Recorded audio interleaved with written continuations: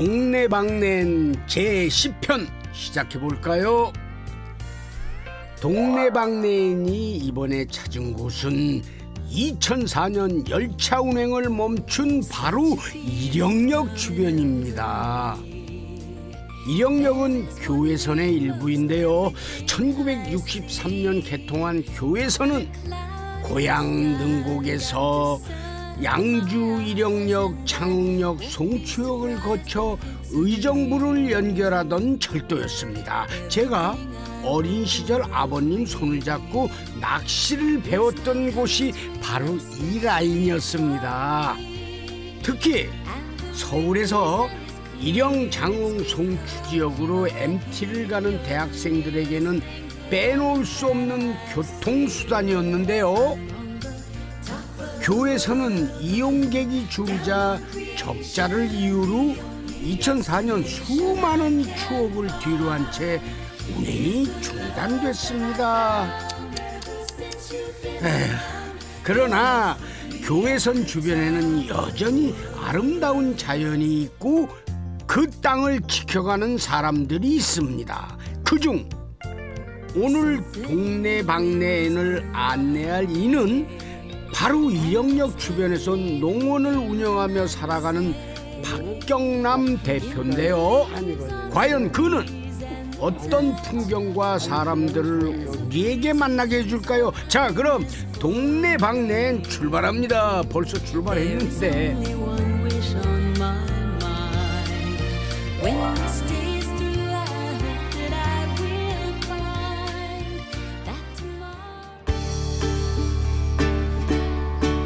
박경남 대표가 손자 박종환 씨와 함께 찾은 이곳, 바로 일영역입니다. 박 대표에게 사실 이곳은 평생의 기억이 함께한 곳이랍니다. 일영역 하면은 진짜 어렸을 때부터 칙칙폭폭 뻥 소리 나는 그 소리가 아주 옛날 같지만 지금 현재 같은 그런 감이 들어요. 그렇게 정이 들었던 곳이죠. 한 20대 쪽에. 그래서일까요? 손자와 나누는 대화에서 좋았던 시절의 추억담이 새록새록 떠오릅니다. 주로 대학생들이 놀러 오는 사람들이 많았겠네요. 그렇지. MT가 주로 이제 고등학생에서부터 대학생. 그리고 이 임시열차를 운행할 때는 서울에 이렇게 공간이 없잖아. 좁은 공간이 없어서 임시열차를 대절한 거는 이제 지금은 초등학교라고 그러지만 그전에 국민학교. 애들이 단체로 수백 명씩 와서 여기서 내려서 일영유원지로 갔던 거예요. 더는 열차가 다니지 않는 폐역으로 전락한 일영역의 예전의 생기를 되찾는 게 박 대표에게는 평생의 소원이 되다시피 했다는데요. 저는 가끔 그런 얘기는 했어요. 내가 죽기 전에 이 교회선 복선 전철되는 걸 보고 죽었으면 운이 없겠다. 그런 얘기도 수시로 했고, 우리 손자들은 그냥 교통이 뭐 불편하다, 왜 이게 끊겼죠? 이런 질문을 할 때는 답답하기만 했죠.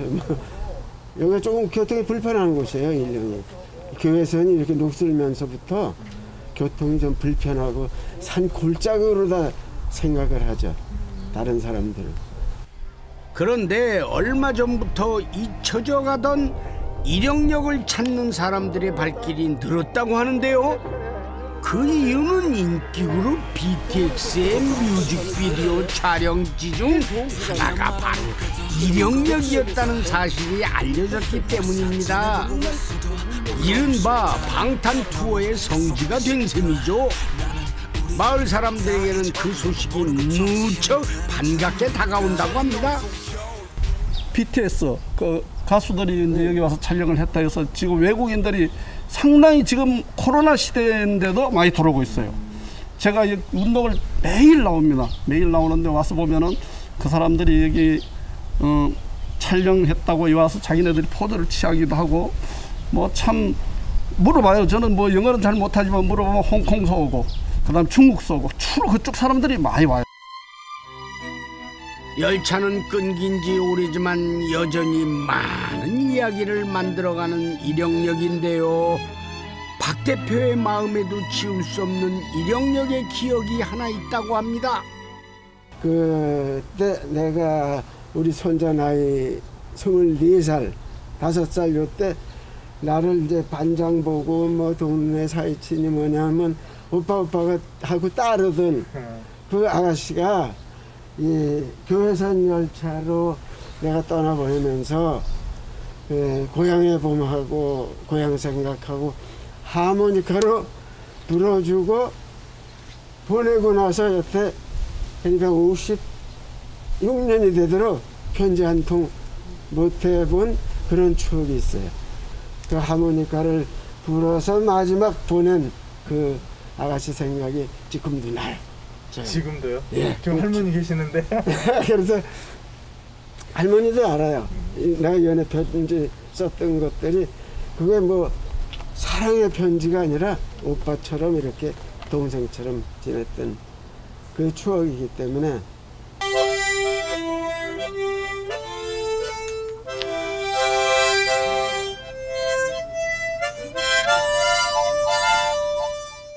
마음 깊숙한 곳에 추억이 하모니카 소리 따라 따라오는 지금, 박경남 대표의 마음에는 그 시절 그 사람이 떠오르고 있겠죠.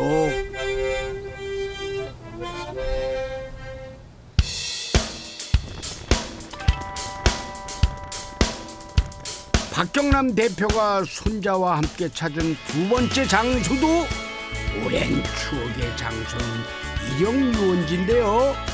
서울 교회선 철도의 이령역이 멀지 않은 곳에 있어서 그 이름이 붙여졌다고 합니다.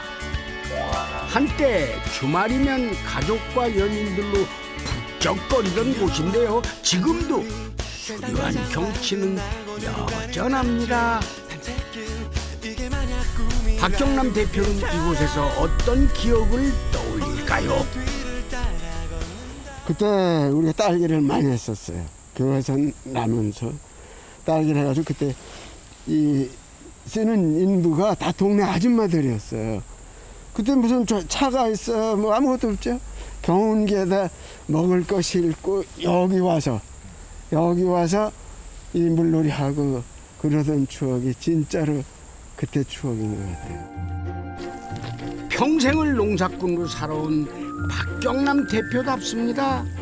그렇다면 살아온 세월이 달라도 아주 많이 다른 우리 손자의 기억은 또 어떨까요?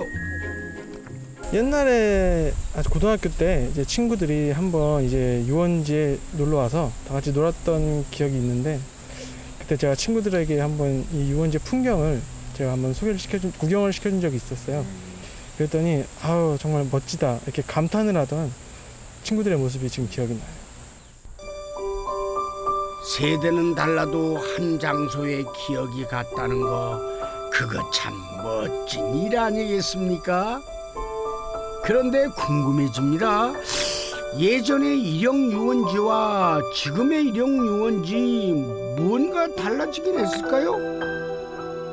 자연 환경은 그대로인데 지금 우리 손자한테도 그랬지만 그때는 저 물 밑에 있는 돌도 이런 색깔이 그대로 비쳤었어요.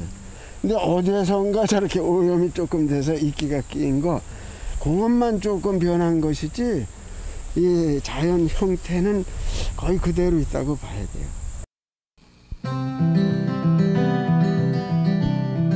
손자와의 나들이를 끝낸 박경남 대표가 식당을 찾았습니다. 바로 동네에 있는 한식집에서 친구와의 점심 약속이 잡혀 있었다는데요. 한눈에 보기에도 오랜 지인 같습니다. 내가 보여주면 더 좋지. 그야말로 옛날 친구야. 우리가 6회인데 13살에 졸업해가지고 80이 됐으니까 67년 된 거죠. 그런 이제 옛날 말로 불알 친구죠. 네, 그래서 삼성초등학교. 네. 삼성초등학교. 한번 떨면은 가장 확실한 평판은 오랜 친구에게 듣는 평판이라고 하죠. 과연 친구들 사이에서는 박경남 대표는 어떤 사람인지 들어봤습니다. 이 친구는 제가 볼 때 아주 입지적인 인물이에요. 이 시골에 살면서 이 지역 발전을 위해서 아까 여기도 이장도 받고 동네에 무슨 일이라도 하면 앞장서서 그 일을 해결하는 사람이었고 또 뭐 여기 아시잖아요. 이 부부농원이 처음 저기 1호 저기 농업을 설립해가지고 지금 그거를 크게 일으켜가지고 뭐 서울 사람도 부부농원 하면 모르는 사람이 없어요. 그러니까 뭐 사람들이 많이 찾아오고 그러니까 그래도 노력 많이 하는 사람이고 또 뭐 아주 끈질기게 이렇게 노력하는 사람이죠. 예. 장역 화합. 왠지 구수하게 이야기를 풀어내는 황은우 씨의 말솜씨를 들어보니 동네에 대한 추억담도 흥미롭게 이야기해 줄 것 같은데요. 옛 추억 하나 꺼내보시죠. 그 전에 우리가 70년대 초에 여기 교회선이 이렇게 한 바퀴씩 돌았잖아요. 한 번 빙이 돌면 2시간 반 정도 했는데 제가 그때 우리 집사람은 동네에 연애를 했어요. 동네에서는 이제 그 사람이 눈이 있고 그러니까 그 열차를 타고 뭐 시켜서 과자 한 봉지 사가지고 그리고 같이 타면서 밤에 한 바퀴 빙 돌고 나면 2시간 이상 걸리잖아요. 시간 보내기 좋았고 밤에 차창 너머로 보는 야경도 참 좋았고 그때가 참 좋았다고 생각합니다. 역시 이 동네 사람들에게 교회에서는 추억 이상의 추억이 되고 있네요. 참 맛있고도 정겨워 보이는 두 사람의 밥상 위에 즐거운 이야기가 넘쳐 흐릅니다. 그런데 잊고 있었습니다. 오늘 박경남 대표가 친구와 함께 찾은 이 식당이 실은 동네를 넘어 근교에서도 유명한 곳이라고 하는데요. 그 비결을 사장님께 한번 물어봤습니다. 제가 직접 된장, 간장 직접 제가 담그고요. 채소도 제가 직접 키우고 해서 그냥 어린 저 손자 먹는다 생각하고 정성을 다해서 손님들한테 제공하고 있습니다. 이곳에서 영업하신 지 얼마나 되셨어요? 올해 지금 13년째 했습니다. 요건 이제 된장이고 음식 맛은 장맛이라고 하죠. 이 집 사장님도 장맛에 어지간히 자신 있어 보이는데요. 한번 직접 볼까요? 이게 1년 된 된장입니다. 1년.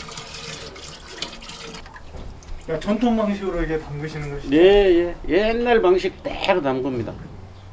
150kg.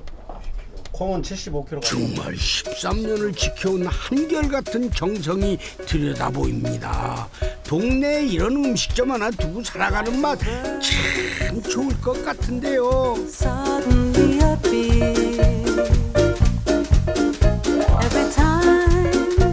친구와 헤어진 후 다시 부농원으로 돌아온 박경남 대표. 박 대표는 농사를 천직으로 알고 조상으로부터 물려받은 땅을 일구며 살아왔는데요. 부농원은 부인 김옥순 씨와 함께 국내 최초로 설립한 관광농원이기도 합니다. 이쁜 사람은 자꾸 주고 싶어. 맨날 많이 주시잖아요. 아니 맨날 오면 때도 안 쓰고. 저희 때 안 쓰죠? 때 안 쓰고. 그런데 그의 농장에는 그동안 박경남 대표가 평생을 모아온 온갖 물건들이 가득한 전시관이 있습니다. 이곳을 찾는 사람들에게는 꽤 유명하다고 하는데요. 세상에 이 수레는 뭡니까? 요거는 제가 어렸을 때 여기에서 요 흙그릇말 가지고 이 교회선을 만든 거거든요. 근데 이거는 사람이 밀어서 여기다 흙을 담아 가지고 쏟는 거고, 요거는 그 작은 열차의 꼬리를 달아 가지고 여기다 흙을 퍼담아가지고 뒤집는 거예요. 그러니까 이거에 몇 배를 실을 수 있는 거고 그 후에는 이제 석탄 탄광해서 쓰던 그런 운반 도구죠. 얼마나 오래된 거예요? 글쎄 제가 이거는 분석을 안 해놨는데 이게 아무래도 100년 이상 됐겠죠. 이것도 100년 이게 해방 직후에 일본에서 들어오는 거거든요. 근데 이것도 거의 수명이 그 정도 됐다고. 교회선을 지을 때 흙을 퍼다 날랐던 기구로 추정을 하시는 거죠. 그럼 어떻게 발견하신 거예요? 왜 여기에 있는 거예요, 이게? 이거 이런 게 보통 내가 지금 보관하고 있는 것들이 이제 풍금도 그렇고 버리려고 하는 거. 이걸 고물 장사들이 쇠로 팔아먹으려고 하는 거 팔지 말라고. 그래가지고 돈 좀 주면 이런 걸 내가 보관하거든요. 도대체 이 많은 물건들을 어떻게 모을 수 있었을까요? 참 신기하기만 한데요. 제 성격 그리고 제 취미 같아요. 내가 생각해봐도 내가 이걸 뭐 한 장 하다못해 서류 한 장도 버리지를 않고 영수증 하나도 버리지 않고 이렇게 진열을 하는 게 내 타고난 성격 같고 습관인 것 같아요. 그래서 이게 뭐 자식들이 보관하기가 힘들 것 같아. 내가 죽으면 이 물건들도 같이 죽을 것 같아. 지금 생각에는. 내가 타고난 성격이라고 봐야죠. 뒤에다 쪽박 2개만 매달아주고. 누구나 타고난 성격대로 살기 마련이죠. 그런 걸로 친다면 박경남 대표는 천상농사꾼입니다. 사실 그가 살아온 대부분의 시간은 밭이나 들에서 보낸 시간들이었으니까요. 오늘은 배추를 뽑는 날이라고 합니다. 어느 정도 이번에 심으셨어요? 한 1,500포기 심었는데 그렇게 잘 된 편은 아니에요. 왜 잘 안 됐을까요? 심을 때는 비가 많이 오고 또 자랄 때는 너무 거물고 올해 그런 현상이 좀 있어가지고 반대로 돼야 그러죠. 그렇죠. 네. 그래야 되는 건데 일기가 너무 우리 농민의 심정을 몰라주네. 이 정도 이렇게 해가지고 부창부수라고 하죠.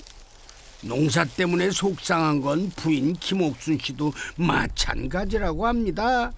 올해 심은 배추 크기가 고르지가 않다는데요. 그 까치가 와서 모종 내놓으면 쏙 빼가지고 뽑아놓고 또 그거 갖다 심으니까 아무래도 똑같이 그게 못 자랐나 봐요. 그러니까 심는 시기가 조금씩 달랐던 것도 그렇죠. 있네. 그래도 박경남 대표와 그의 아내 김옥순 씨 손자 농사는 참 잘 지은 것 같습니다. 짬을 내 이렇게 농사일도 거두는 손자가 있다는 게 얼마나 대견한 일입니까? 그래도 가르칠 건 가르친다는데요. 밑을 잘라요. 그거 바짝 잘라주고 요것도 작은 거 밑에를 뿌옇게 있는 데를 잘라요. 버터를 줘야 되고 이렇게 해서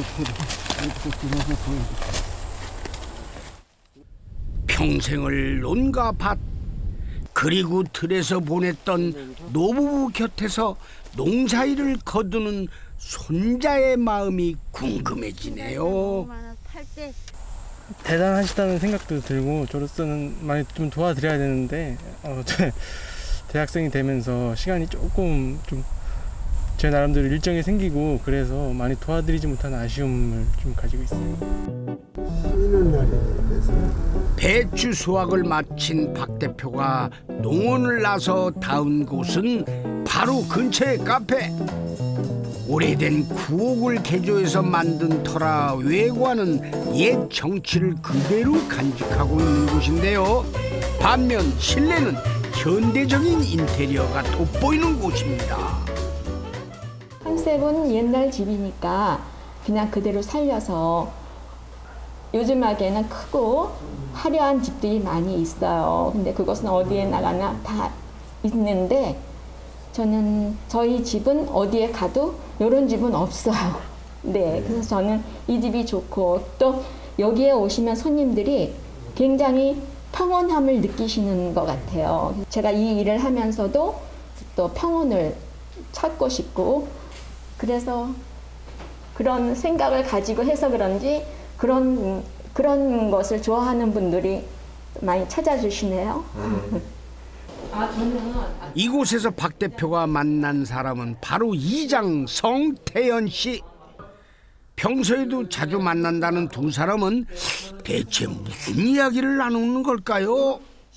거기가 다 지역, 우리 동네가 왜 이렇게 못 사냐? 어떤 살 수 있는 방법이 없지 않냐? 있지 않냐? 없지 않냐? 이게 서로 만나면 그 얘기예요. 없으면서도 있고 있으면서도 없고 이런 지역이에요, 여기가. 그래서 어떤 때는 정말 과격한 둘이 과격한 얘기할 때도 있고 그런데 사실 두 사람은 교외선 복선 전철화를 여전히 꿈꾸고 있다는데요. 그것이 동네 발전을 위한 최고인 길인 동시에 동네 사람들 모두가 행복해지는 길이라고 믿고 있는 두 사람입니다. 어느 분들은 그래. 버스로 이제 다니는데 뭐 기차보다 낫지 않냐. 근데 실제로는 여기서 전철만 되면요 서울역 1시간이면 갑니다. 근데 여기서 지금 버스 나가려면요 갈아타고 뭐 여러 가지 해갖고 더 이상 시간이 걸려요. 근데 또 열차라는 그 낭만이 있잖아요. 서울 근거에서 지금도 능곡에서요. 이거 대곡역 벗어나면요 농사 짓는 모습들이 쭉 있어요. 의정부까지. 그렇게 서울 가까운데 그런 데가 있는데도 불구하고 경제적인 거 뭐 여러 가지로 이제 그걸 폐선을 시켜서 거기에 대한 아쉬움은 있죠. 만약에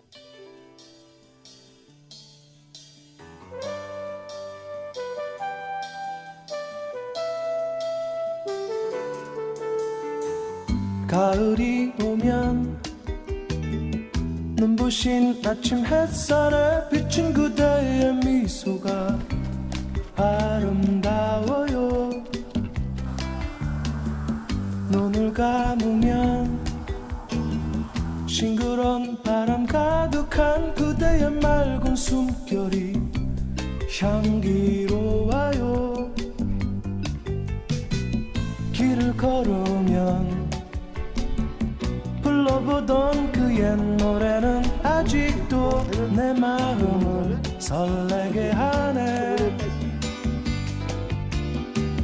하늘을 보면 님의 부드러운 꽃미소 가득한 저 하늘에 가을이 오면